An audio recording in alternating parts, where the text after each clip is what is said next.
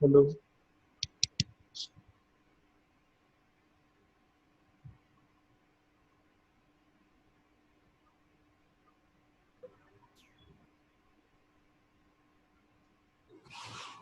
Hello. Hello. Hello. हाँ, अभी start करते हैं, अभी कनेक्ट होने दो सबको। Okay sir.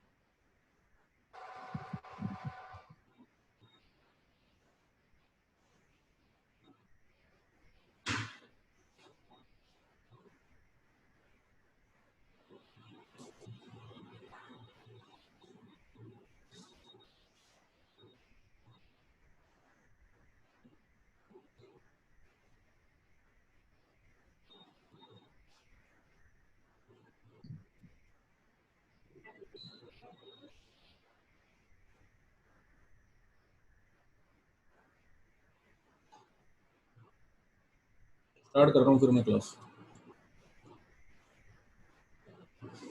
Okay sir. ठीक है, तो ये कोलिजन्स के बारे में मैंने जो वीडियो लास्ट टाइम शेयर किया था, थोड़ा एक क्वेश्चन करवाता हूँ, उसी पर बेस क्वेश्चन लेकर चलते हैं सबसे पहले। सर कुछ लिखना तो नहीं है ना अभी? हैं? क्या कह रहे हो? लिखना तो नहीं है ना अभी? ना ना, कुछ नहीं लिखना। स्क्रीनशॉट लेना, जब मैं बोलूंगा ना स्क्रीनशॉट लेना, तो उस टाइम ले लेना। ठीक ओके है, जब सर। ये बोर्ड पूरा भर दूंगा ना मैं, उसके बाद एक स्क्रीनशॉट ले लेना। अब यहाँ पर ये कि ये क्वेश्चन है, ये क्वेश्चन नंबर 1। क्वेश्चन ये है कि टू दो बॉल्स हैं आपके पास, जिनके जो मासेस की रेशो है, दो बॉल्स के मासेस की रेशो आपको गिवन है 2:1। हेलो, आवाज आ रही है आपको? तो दो बॉल्स हैं, उनके मासेस की रेशो आपको गिवन है, and their respective velocities are in the ratio 1:2।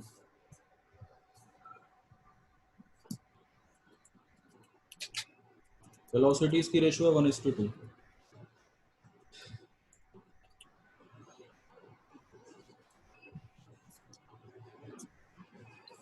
Ratio their velocity,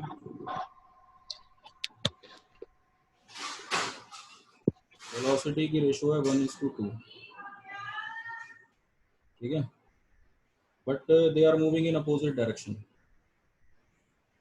question में ऐसा गिवन है कि ये दोनों बॉल्स अपोजिट डायरेक्शन में मूव कर रही है।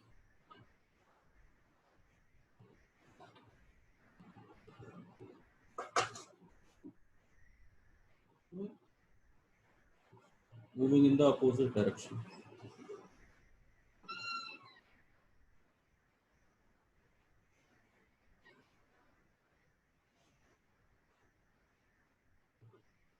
साउंड नहीं आ रही। सर आ रही है आ रही है ना, बस ठीक।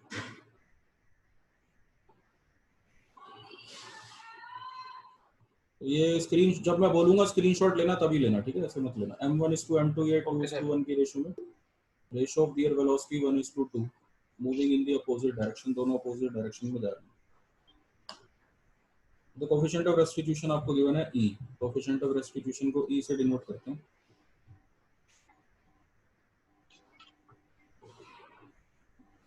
कोफिशिएंट ऑफ रेस्टिट्यूशन हमें दिया हुआ है 5/6 दोनों का। Prove that after the impact each ball will move back with 5/6 of the original velocity. To show that each ball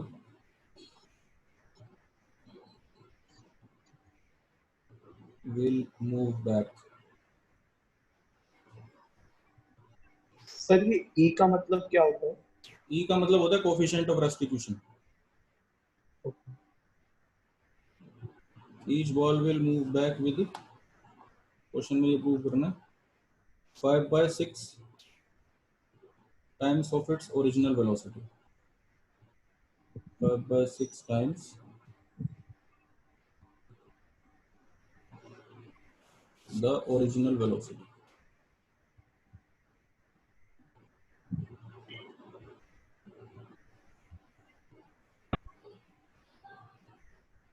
तो ये क्वेश्चन।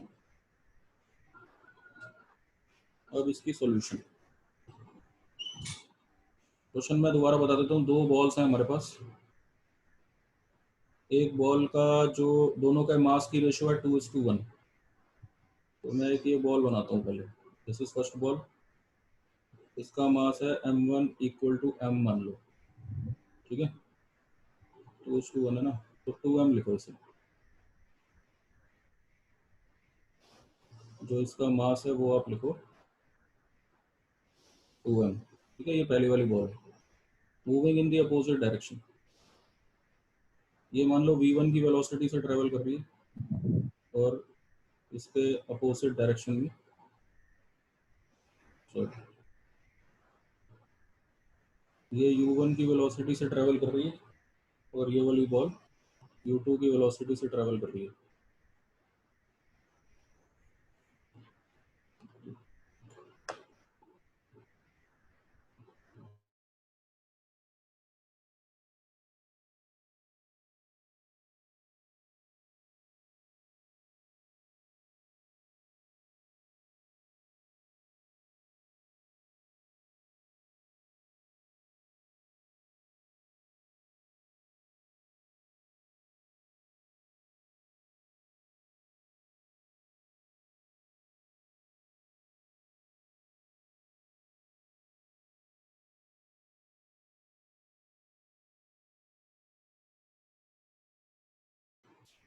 तो ये मैं अब बता रहा हूँ आपको। एक बॉल का जो मास है वो है 2m, ठीक है ना। दूसरी बॉल का मास है m।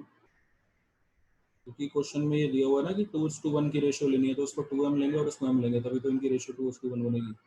इसकी वेलोसिटी मैंने u1 मान ली और इसकी वेलोसिटी u2 मान ली। अपोजिट डायरेक्शन में जा रही है इसलिए यार अपोजिट बनाए। कोफिशिएंट ऑफ रेस्टिट्यूशन गिवन है, ठीक है ना। और वेलोसिटी की भी रेशियो दी हुई है 1:2। तो इसको बेटर है कि आप ऐसे मान लो u1 को अगर आप u लेते हो तो u2 आपका हो जाएगा -2u।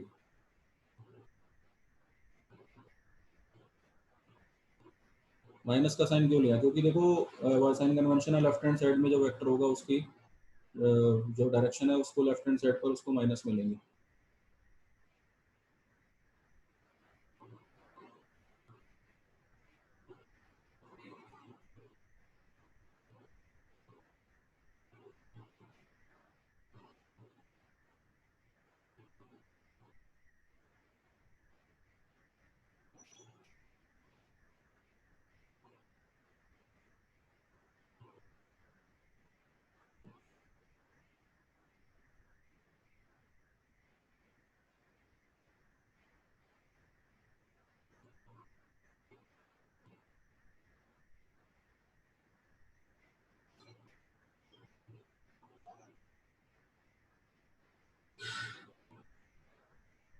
तो ये मेरे पास डेटा गिवन है। अब जो मुझे प्रूव करना है कि शो करना है to show that each ball will move back with 5/6 times the original velocity टकराने के बाद।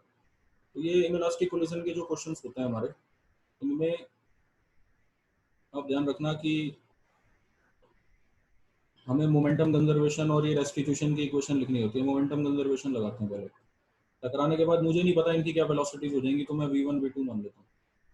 तो सबसे पहले इक्वेशन बनेगी linear momentum conservation. Linear momentum conservation, linear momentum conservation की इक्वेशन बनेगी m1 u1 plus m2 u2 is equals to m1 v1 plus m2 v2। m1 u1 यानी कि 2m into u plus m2 u2, m2 आपका हो गया m into minus 2u is equal to m1 v1 2m v मतलब 2m v1 plus m v2। Initial momentum left hand side पर, और final momentum जो final velocities हैं दोनों की पता नहीं है, इसलिए इसको v1 v2 लिखकर छोड़ दिया। तो 2m ये माइनस 2m दोनों आपस में कट रहे हैं, तो ये 0 आ गया। तो ये आपके पास आ गया, यहाँ से m common 2v1 plus v2, m को इधर ले जाओ 0 के नीचे, तो ये आपके पास आ जाएगा 2v1 प्लस v2।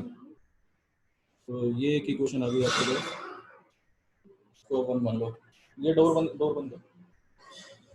तो ये 2v1 plus v2 is equal to 1, 2v1 plus v2 equals to 1।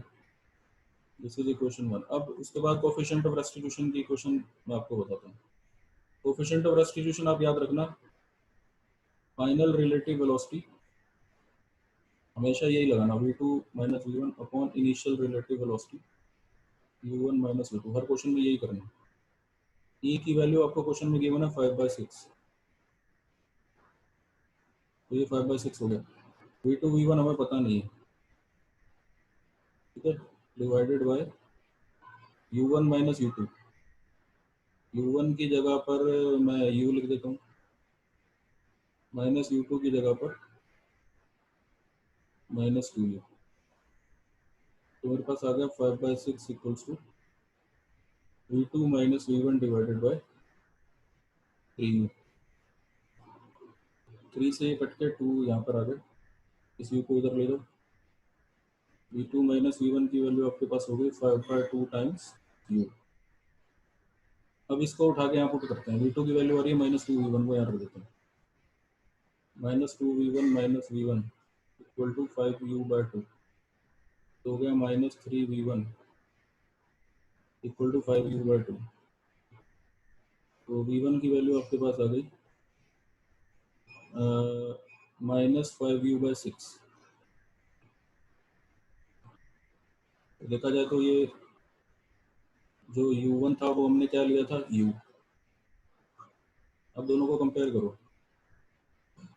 u1 u था, u1 मतलब इनिशियल वेलोसिटी पहले मास की u थी, अब पहले मास की फाइनल वेलोसिटी उसका 5/6 टाइम्स हो गया, और माइनस मतलब अपोजिट डायरेक्शन में। तो ये फर्स्ट मास के लिए तो हमने प्रूव कर दिया कि 5/6 टाइम्स हो गई, और बैक डायरेक्शन में, ठीक है। अब इसी तरह से 2 के लिए निकालते हैं, बस कुछ मत करो, ये v1 उठा के यहाँ रख दो, तो v2 है माइनस, v2 है आपका माइनस 2v1, ये v1 की वैल्यू डालो माइनस 5u/6, तो it will be equal to 5u/3, minus minus plus हो गया। तो u2 आपका क्या था, u2 को आपने लिया था माइनस 2u, ठीक है। तो मैं ये देखता हूँ कि v2 की वैल्यू मेरे पास आ गई, 2 से मल्टीप्लाई डिवाइड करूँ अगर मैं इसे, तो माइनस 5/6 टाइम्स माइनस 2u, मतलब 2 से 6 कट के 3 आएगा, माइनस माइनस प्लस हो जाएगा, तो यही मिलेगा मुझे। तो मैंने प्रूव कर दिया, ये भी आपका जो आ गया माइनस 5/6 टाइम्स v2 आ गया। ठीक है, क्योंकि -2u को मैंने v2 लिया था, तो मैंने ये भी प्रूव कर दिया कि v2 इज, सॉरी ये u2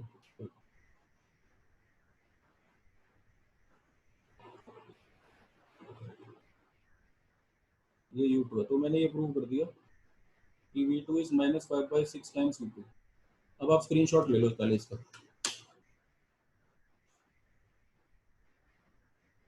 सर एक डाउट है, हाँ बोलो। ये जो आपने ई का ये फॉर्मूला यूज करा है v2 - v1, ये फॉर्मूला है? ई का फॉर्मूला, हाँ ये फॉर्मूला, मैं इसको बॉक्स में लिख देता हूँ। सर ले लिया ये स्क्रीनशॉट। वाला, ये जो फॉर्मूला है ना, ये कोफिशिएंट ऑफ रेस्टिट्यूशन का फॉर्मूला। और बोलो।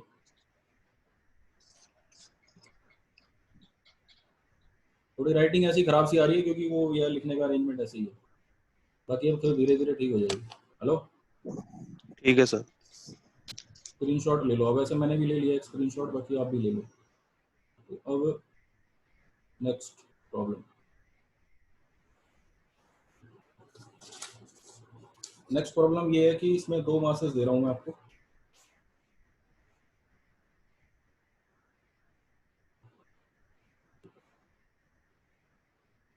एक मास है two smooth identical ball strike each other as shown. एक मास है ये वाला जो कि आपका it is moving with a velocity 2 metre पर सेकंड, 2 मीटर पर सेकंड की स्पीड से राइट हैंड साइड पर जा रहा है, ठीक है। और ये दूसरा बॉल है, it is the another ball, जो कि इसके परपेंडिकुलर डायरेक्शन में ऊपर की तरफ जा रहा है विद अ वेलोसिटी 6 मीटर पर सेकंड, ठीक है। अब इन दोनों का कोलिजन हो गया यहाँ पर, मतलब ये सीधा जा रहा है और ये उसके परपेंडिकुलर जा रहा है, दोनों टकरा गए यहाँ पर बीच में। और इनके बीच का जो कोफिशिएंट ऑफ रेस्टिट्यूशन है वो हमें क्वेश्चन में गिवन है 0.8। कोफिशिएंट ऑफ रेस्टिट्यूशन हमें 0.8 दिया हुआ, determine there velocities after the impact. तो टकराने के बाद जो सर इनकी कोफिशिएंट ऑफ रेस्टिट्यूशन क्या होता है? कोफिशिएंट ऑफ रेस्टिट्यूशन, देखो जब भी दो बॉडीज के बीच में इनइलास्टिक कोलिजन होगा ना, तो उनकी जो टकराने के बाद जो फाइनल रिलेटिव वेलोसिटी होती है वो होती है v2 - v1। जैसे दो बॉडीज टकरा गई, टकराने के बाद उनकी फाइनल रिलेटिव वेलोसिटी ये हुई v2 - v1, और टकराने से पहले उनकी जो रिलेटिव वेलोसिटी होती है, पहले की रिलेटिव वेलोसिटी होती है u1 - u2। इनकी रेशो को कोफिशिएंट ऑफ रेस्टिट्यूशन कहते हैं। ये क्वेश्चन में दिया होता है, सीधा आप बस याद रखो ये formula, final relative velocity upon initial relative velocity, ठीक है।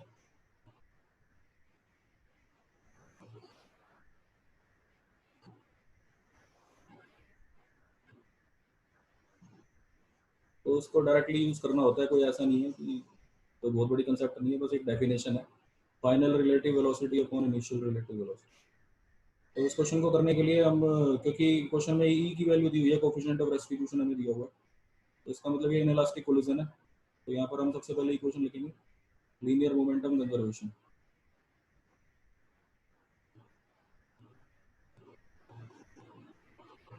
लीनियर मोमेंटम कंजर्वेशन,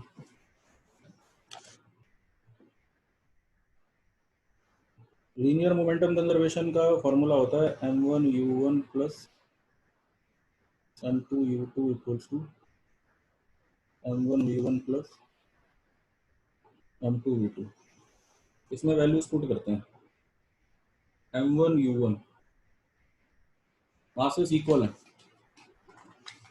क्वेश्चन में गिवन है masses are equal, identical balls है ना, तो मेरे पास आ जाएगा। अच्छा, ये जो मोमेंटम कंजर्वेशन है इसकी भी मुझे दो डायरेक्शन लेनी है, एक्स कंपोनेंट और वाई कंपोनेंट। तो मैं यहाँ लिखता हूँ एक्स कंपोनेंट ले रहा हूँ पहले मैं, तो मैं सबके साथ एक्स लिख देता हूँ, m1u1x, m2u2x, m1v1x और m2v2x, मतलब मैं सबके x कंपोनेंट लूंगा।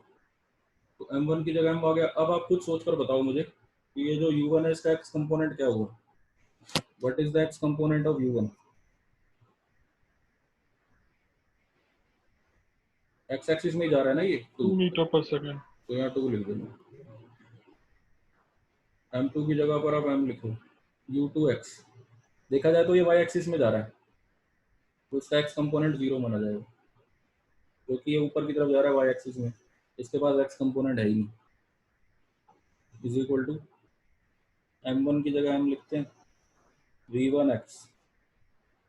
v1x हमें पता नहीं है, फाइनल वेलोसिटी की कोई नॉलेज नहीं है हमें। v1x फिर m v2x, तो m दोनों तरफ से कॉमन लेके काट दिया, तो यहाँ 2 आ गया। 2 is equal to v1x plus v2x।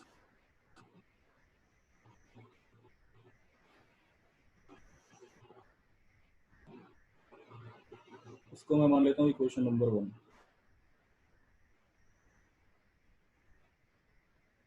अब इसके बाद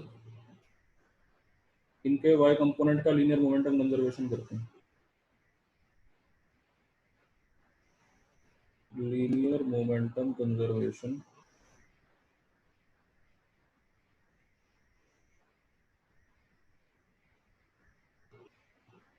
along y एक्सिस।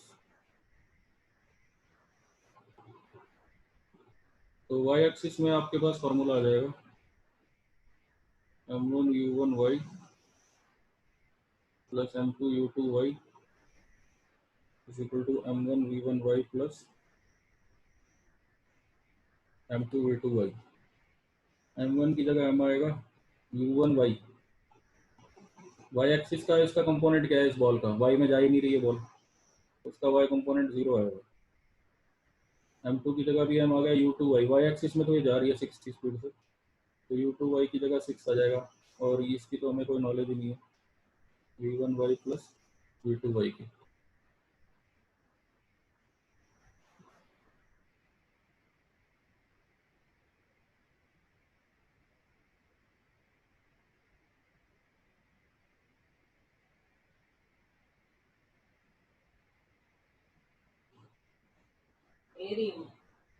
तो यहाँ पर v1 y और v2 y की कोई नॉलेज नहीं है, तो ये आपके पास आ जाएगा 6m काट दिया दोनों तरफ से कॉमन लेके, is equal to v1 y plus v2 y। इसको 2 मान लो। तीसरा अब हम लिखते हैं कोफिशिएंट ऑफ रेस्टिट्यूशन।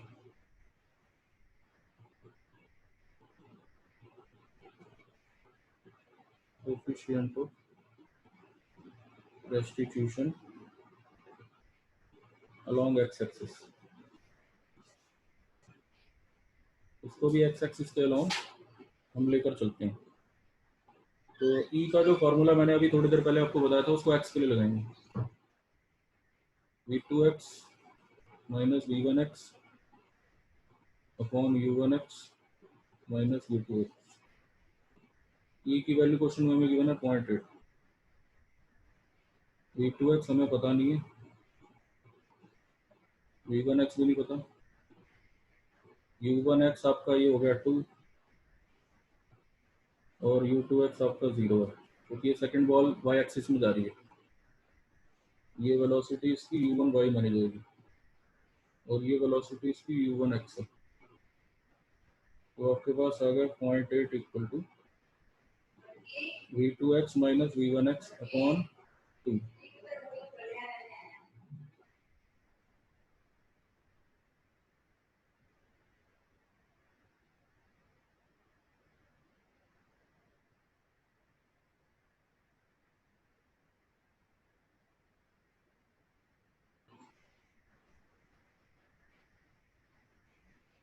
तो ये 2 उधर ले जाओ, v2x minus v1x is equal to आपका ये 2 को उधर क्रॉस मल्टीप्लाई करोगे तो ये आपके पास आ गया 1.6। तो मैं ये जो इक्वेशंस मेरे पास आ रही हैं वो मैं आपको बताता हूँ। देखो, एक तो ये आ गई v2x और v1x में, एक ये आ गई, इसको और इसको आपस में सॉल्व करके v2x भी आ जाएगा, v1x भी आ जाएगा। देखो y के लिए एक ये आ गई, एक और y की भी निकाल देता हूँ। उसके लिए हम यहाँ पर इक्वेशन लिखेंगे, यहाँ बना देता हूँ मैं, coefficient of restitution along y axis, fourth case, coefficient of restitution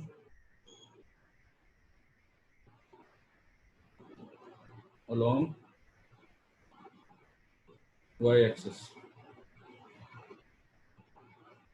y axis के लिए आपका फॉर्मूला ये बनेगा E is equal to v2y minus v1y divided by u1y minus u2y।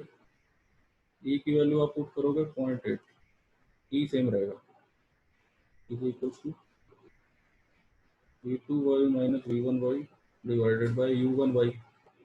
ये u1y है ही नहीं इसके पास, तो 0, क्योंकि ये एक्स एक्सिस में जा रही है बॉडी, माइनस u2y की जगह आ जाएगा 6, इसको उधर ले गए माइनस 4.8, तो इक्वेशन बन गई v2y minus v1y is equal to minus 4.8।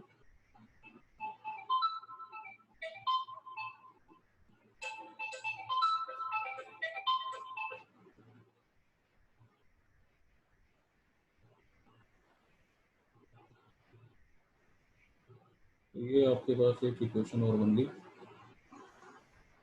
अब आपको थोड़ा ये काम करना है कि ये y वाली इक्वेशंस को आपस में सॉल्व करो, इन दोनों को आपस में जैसे ऐड कर लो, या एक की वैल्यू दूसरे में रख के v1y v2y निकाल लो, और ये x वाली दोनों इक्वेशंस को आपस में सॉल्व करके v1x और v2x निकाल लो।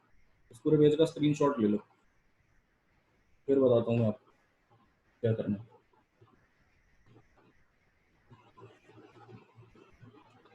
ले लिया सर।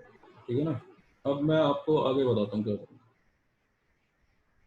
उसके बाद जब आपके पास ये v1y v2y ये सब आ जाएगा, तो जैसे आपने क्या करना है कि चलो मान लो ये आपका v1x है, ठीक है, और ये आपका v1y है, तो एक्चुअली में हमें इनका रिजल्टेंट निकालना है। इनका रिजल्टेंट आप ऐसे निकालोगे, आप यहाँ पर v1 निकालना है तो बाय पैरेललोग्राम लॉ सीधा सीधा आपके पास ये फॉर्मूला आ जाएगा, अंडर रूट v1x का स्क्वायर प्लस v1y का स्क्वायर, ये v1 आ जाएगा। इसका अगर आपको ये एंगल भी बताना है, जैसे अल्फा 1 एक्स एक्सिस के साथ क्या एंगल बन रहा है, तो आप लिखोगे tan inverse y component v1y upon x component v1x।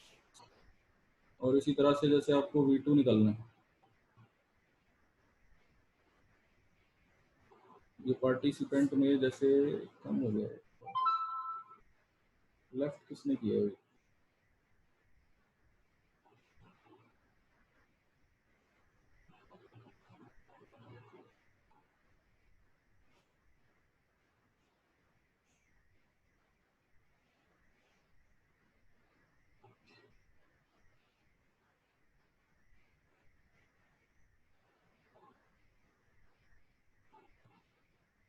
Varun नाम का एक स्टूडेंट है, वरुण है क्या कोई, वरुण? चलो ये v2 आपके पास आ जाएगा अंडर रूट v2x का स्क्वायर प्लस v2y का स्क्वायर, और अल्फा 2 आपके पास आ जाएगा tan inverse v2y upon v2x। Sir ये अल्फा पूछा नहीं है ना हमसे? है, पूछा नहीं है वैसे, हमसे पूछा नहीं है, लेकिन पूछते हैं कई बार, default to give the direction and value, तो ये भी आप स्क्रीनशॉट ले लो इसका।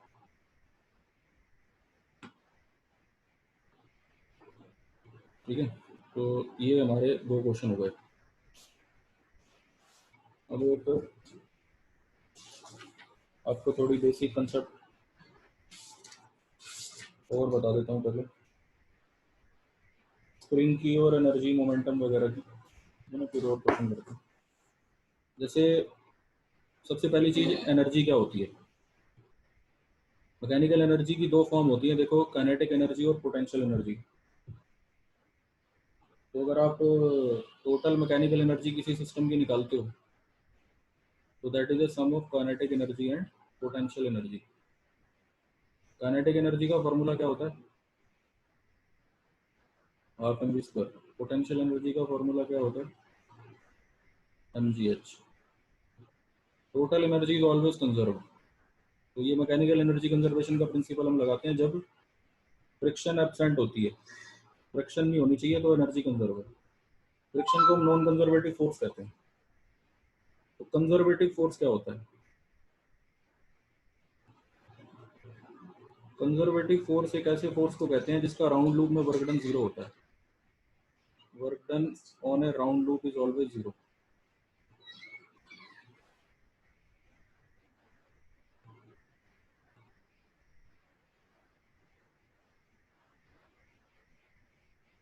अगर किसी फोर्स का वर्क डन राउंड लूप में 0 है तो वो वर्क डन वो फोर्स हमारा कंजर्वेटिव फोर्स माना जाएगा.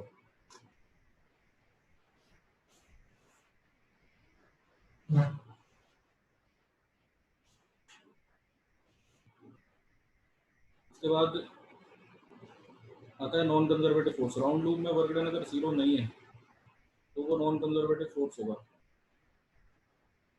नॉन कंजर्वेटिव फोर्सेस कौन कौन से होते हैं? जैसे कि फ्रिक्शन हो गई या विस्कोसिटी हो गई, ये सब नॉन कंजर्वेटिव है. कंजर्वेटिव होते हैं जैसे gravity, electric force, magnetic force, ये सब हमारे कंजर्वेटिव फोर्स माने जाते हैं. स्प्रिंग में भी एनर्जी होती है. जैसे अगर आप किसी स्प्रिंग को स्ट्रेच करते हो, जैसे ये कोई स्प्रिंग है, हर स्प्रिंग का एक कांस्टेंट होता है के. अगर मैं स्प्रिंग को एक्स डिस्प्लेसमेंट स्ट्रेच कर देता हूँ तो इसके अंदर एक काइनेटिक एनर्जी आ जाएगी. इसका फॉर्मूला होता है हाफ के एक्स स्क्वायर. ये आप याद रखना. ये भी एक तरह की पोटेंशियल एनर्जी होती है. इसके बाद एक फॉर्मूला आता है work energy theorem.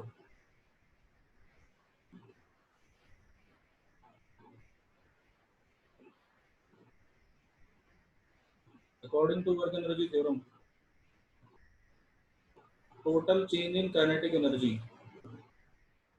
of any object, total change in kinetic energy of any object is equal to work done by conservative force plus work done by non-conservative force. Change in kinetic energy को हम कैसे लिखेंगे? Final minus initial half m v square minus half m v square.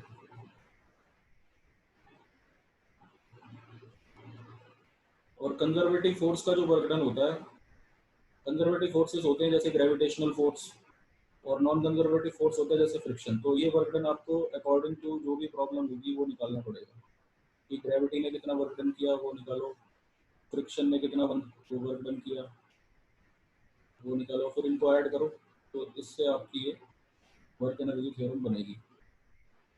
तो इसके question भी करेंगे.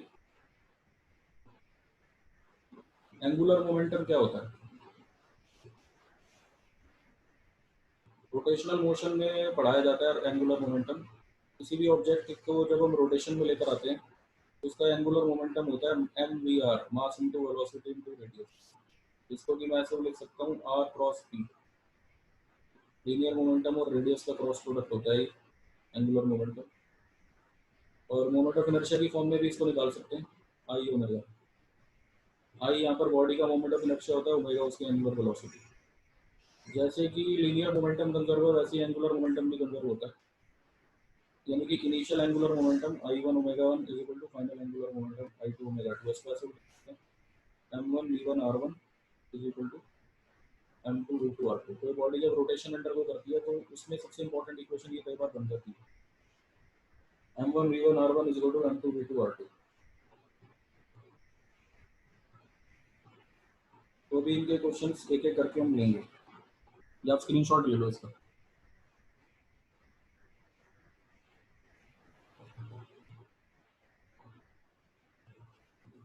उसके बाद एक क्वेश्चन कराता हूँ आपको.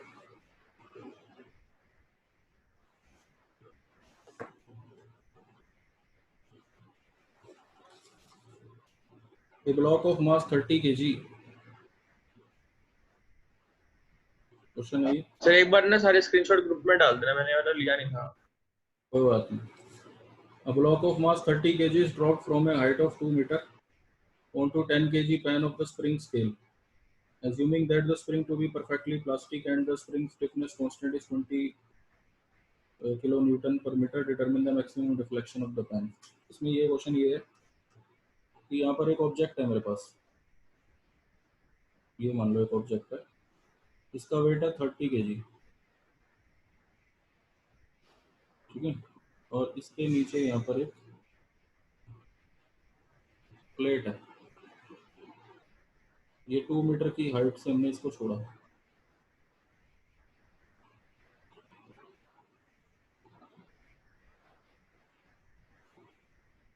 ये स्प्रिंग है।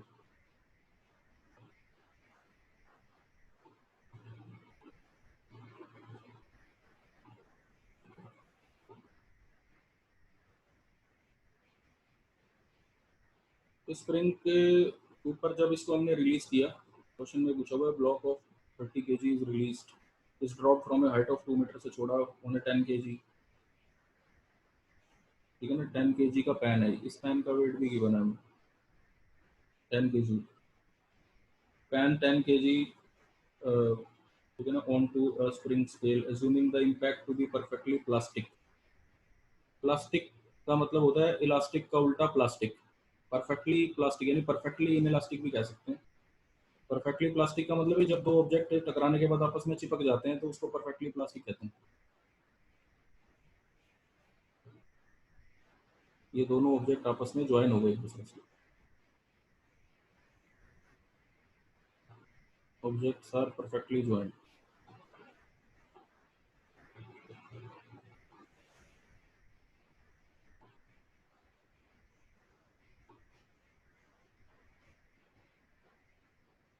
ये दिया हुआ है यहाँ पर 20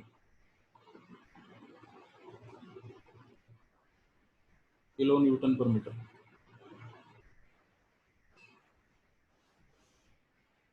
20 किलो न्यूटन पर मीटर।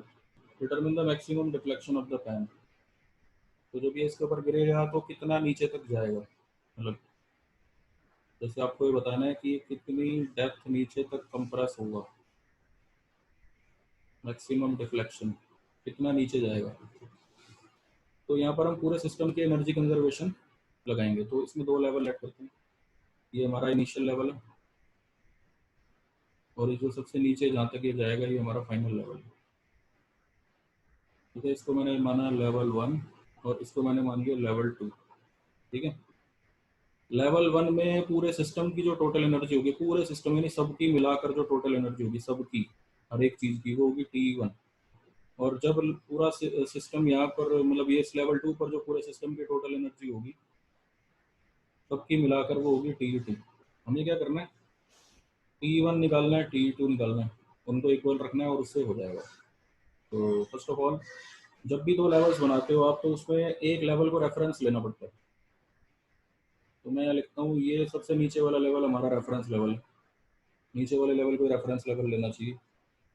रेफरेंस लेवल से हमारा मतलब होता है कि उससे ही हम सारी हाइट और डेप्थ सारी यहाँ से मेजर करेंगे, जितनी भी हाइट होंगी इसके ऊपर की सारी हाइट पॉजिटिव, इसके नीचे की सारी हाइट नेगेटिव, ठीक है। तो अब टोटल एनर्जी के अंदर दो चीज़ें होती हैं, काइनेटिक एनर्जी और पोटेंशियल एनर्जी। सबसे पहली चीज़ काइनेटिक एनर्जी। आप मुझे बता सकते हो इस 30 kg की काइनेटिक एनर्जी इनिशियली कितनी है? 0, यहाँ 0 आएगा। इस 10 kg वाले की इनिशियल काइनेटिक एनर्जी कितनी है? 0 आएगा। उसके बाद पोटेंशियल एनर्जी कितनी है 30 kg में? तो 30 की हाइट कितनी हुई? 2 + x, तो इसकी पोटेंशियल एनर्जी होगी mgh, तो यहाँ पर आएगा 2 + x, ठीक है। इसी तरह से 10 kg की भी पोटेंशियल एनर्जी इसी में जोड़ दो, पूरे सिस्टम की करनी है हमें। तो इसकी पोटेंशियल एनर्जी कितनी होगी अगर मैं यहाँ से हाइट लूँ x, 10gx, तो आएगा 10gx, ठीक है। और पोटेंशियल एनर्जी स्प्रिंग में कितनी है? स्प्रिंग तो अभी दबाई नहीं है तो उसके स्प्रिंग के अंदर कोई पोटेंशियल एनर्जी नहीं है, तो ये हमारी टोटल एनर्जी अभी इसको 1 मान लेते हैं एट लेवल 1। इसी तरह से टोटल एनर्जी लेवल 2 पर निकालते हैं। और यहाँ पर आप ये देखो कि जब ये पूरा सिस्टम यहाँ पहुँच गया होगा नीचे इस लेवल पे, तो इस मास ने इसको हिट किया, हिट करने के बाद ये मास इसके साथ चिपक गया, अटैच हो गया और फिर इसको दबाते दबाते यहाँ तक ले गया। तो बिल्कुल एक्सट्रीम लेवल पर, जो ये एक्सट्रीम पोजीशन पर ये एट दिस मोमेंट जब ये हाईएस्ट ज़्यादा से ज़्यादा इसको कंप्रेस कर चुका है, तो यहाँ पर ये इंस्टेंटेनियसली यहाँ पर रेस्ट पर होगा, मतलब फाइनल वेलोसिटी इसकी 30 kg की यहाँ पहुँचते पहुँचते 0 हो गई होगी। तो अगेन इसकी काइनेटिक एनर्जी दोनों की क्या होगी? 0 फाइनल पोजीशन पे, ठीक है ना। दबते दबते दबते दबते यहाँ तक इसकी वेलोसिटी 0 हो चुकी होगी। फिर उसके बाद अब पोटेंशियल एनर्जी की बात आ रही है।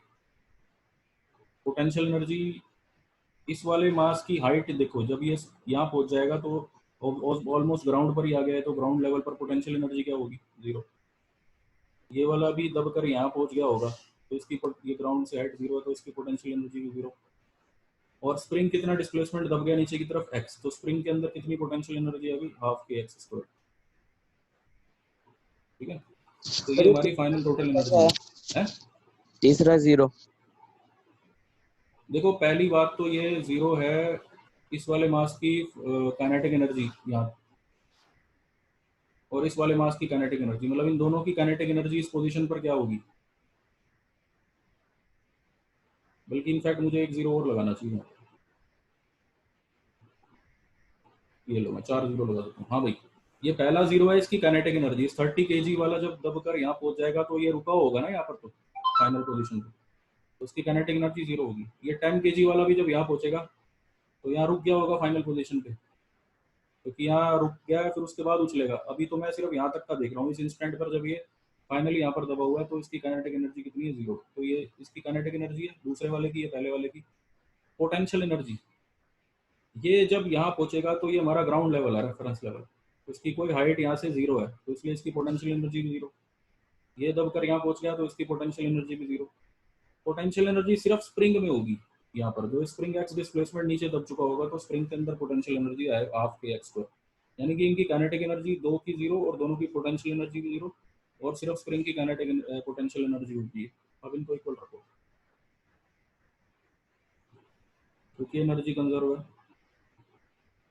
तो इनको इक्वल रखा मैंने। ये मेरे पास आ गया 30 g 2 + x + 10 gx equal to half के एक्स स्क्वायर। क्वाड्रेटिक इक्वेशन बनेगी। g को आप 10 मान लो, 300 2 + x 100x, और ये हमें 20,000 दिया हुआ किलो है ना, तो 20,000 / 2 हो गया 10,000।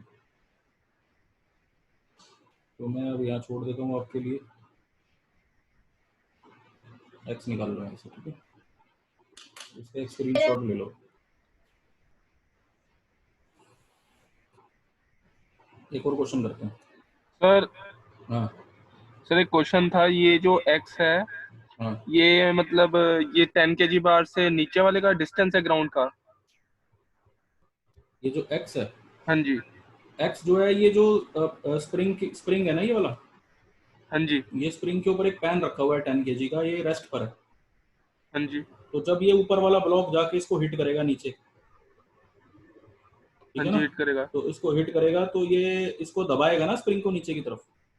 हाँ जी। कितना डिस्प्लेसमेंट दबाएगा उसे हमने x मान लिया। ठीक है, वो है। तो सर वो आपने कहा कि ग्राउंड से अब जो है वो रेफरेंस वो 0 डिस्टेंस पे, इसका मतलब ये ग्राउंड ही हो गया ना रेफरेंस एक नहीं, तरीके से? रेफरेंस को हमने ग्राउंड माना है। हमारी नज़र में जो रेफरेंस लेवल होती है फाइनल पोजीशन, उसको ग्राउंड लेते हैं, इसको ग्राउंड नहीं लेते हम। इस तरह की ठीक है। प्रॉब्लम्स में ग्राउंड इसे लेते हैं जो फाइनल पोजीशन होती है। ठीक है, ठीक है, ठीक है, ओके, थैंक यू सर।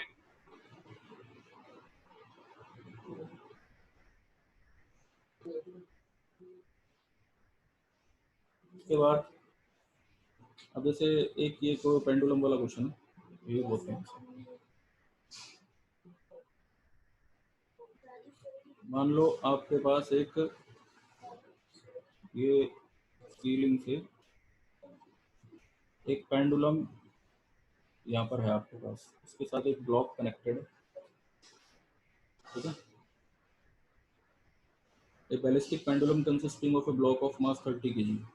इसका मास 30 kg है, ये जो ब्लॉक हमने यहाँ रखा है। Suspended from the 2 wire each of single wire है, ये 2 वायर है, सिंगल वायर लेते हैं चलो। This use to measure the velocity of gun if the pendulum swings through the horizontal distance 25 cm when 40 gram bullet is fired into it, determine the velocity of the gun। ठीक, job.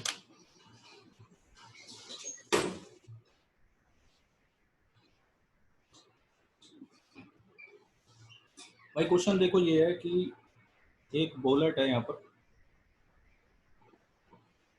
हमें नहीं पता इसकी क्या velocity है। ठीक है, you मान लो,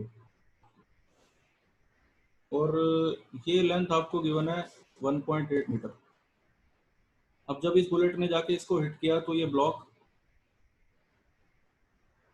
कुछ हाइट तक ऊपर उछला इस तरह से।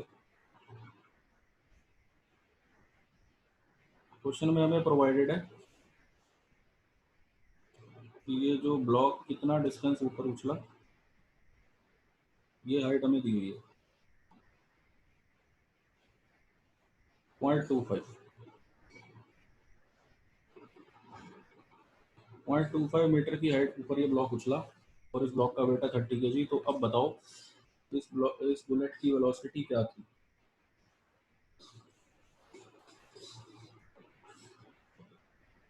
ठीक है, बुलेट का मास भी गिवन है आपको 0.001 kg।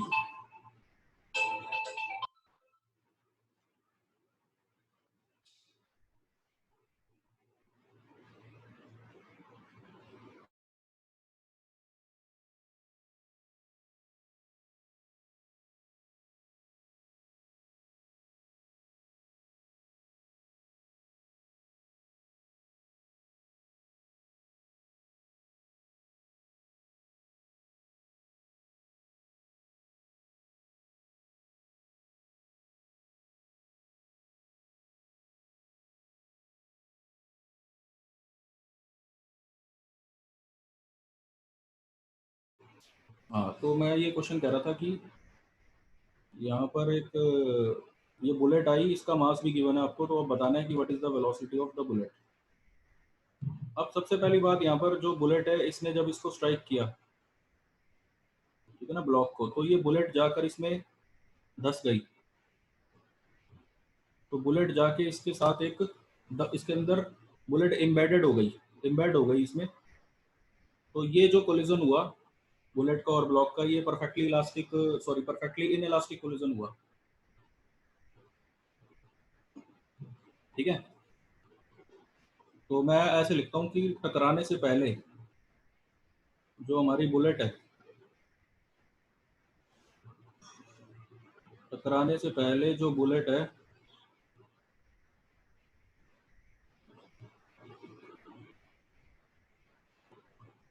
उसकी वेलोसिटी हमें पता नहीं है, तो मोमेंटम कंजर्वेशन लगाते हैं। टकराने से पहले ये बुलेट का मोमेंटम है और टकराने से पहले ये ब्लॉक का मोमेंटम है 30 kg वाले का, m1u1 प्लस m2u2। टकराने के बाद ये दोनों एक ही यूनिट बन जाएंगे, तो दोनों का मिलाकर जो मास होगा m1 प्लस m2।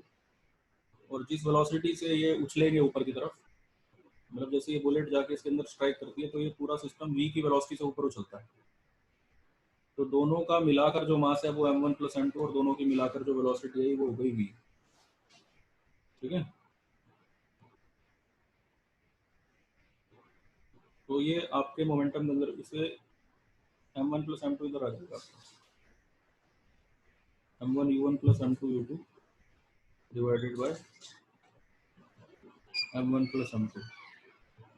m1 की वैल्यू आपने पुट की 0.001, u1 पता नहीं आपको, u लिख दिया, u2 0 है क्योंकि जो 30 kg का ब्लॉक है वो रेस्ट पर था, divided by m1 plus m2 यानी 0.001 प्लस 30।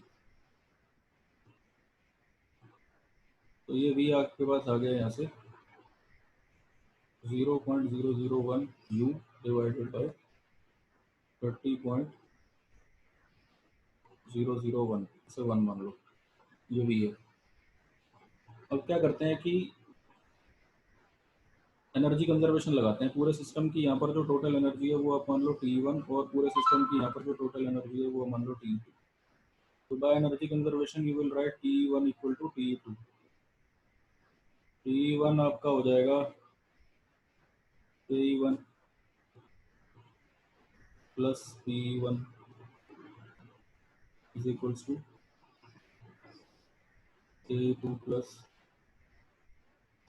P2। K1 शुरू में दोनों की मिलाकर टकराने के बाद जो काइनेटिक एनर्जी होगी half m1 plus m2 v square, ये K1 है। और ग्राउंड लेवल पर पोटेंशियल एनर्जी 0 है क्योंकि ग्राउंड से ही चालू हुआ है ऊपर जाना। तो initial potential energy 2, highest position पर काइनेटिक एनर्जी 0 होती है। और हाईएस्ट पोजीशन पर दोनों की मिलाकर जो पोटेंशियल एनर्जी होगी mgh वाले फॉर्मूले से आ गई है, h दिया हुआ है हमें, ये h है। तो v तो हमें पता ही है, तो यहाँ से अब आपके पास v की वैल्यू पुट कर दो यहाँ पर, हाफ 0.001 प्लस 30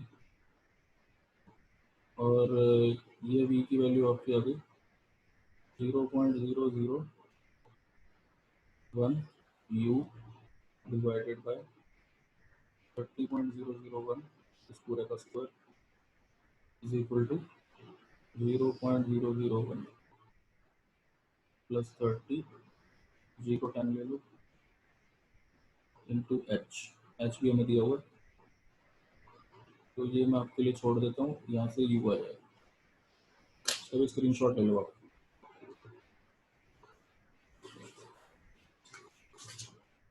मैंने दो तीन क्वेश्चन कोलिजन के करवाए, इससे मिलते जुलते और भी क्वेश्चन बुक में सॉल्व भी मुझे दिखाई दे रहे हैं, तो ये क्लास में नहीं खत्म करता हूँ। अब मैथ्स की क्लास आपकी चालू होगी 4:30 पर। हेलो, 10 मिनट का ब्रेक है आपका, है 10 मिनट का ब्रेक है। Okay sir, hello, okay sir.